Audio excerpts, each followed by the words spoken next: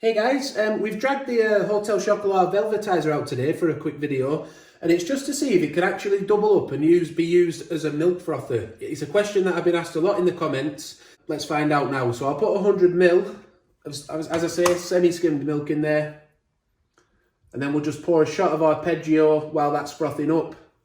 Come back and pour it in. Let's get that poured out. As we can see inside, that's the kind of texture we're looking at, but I do like to pour it out fairly quickly.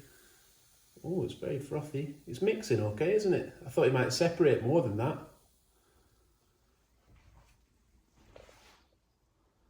That's interesting. Let's just get a quick temperature measurement as well.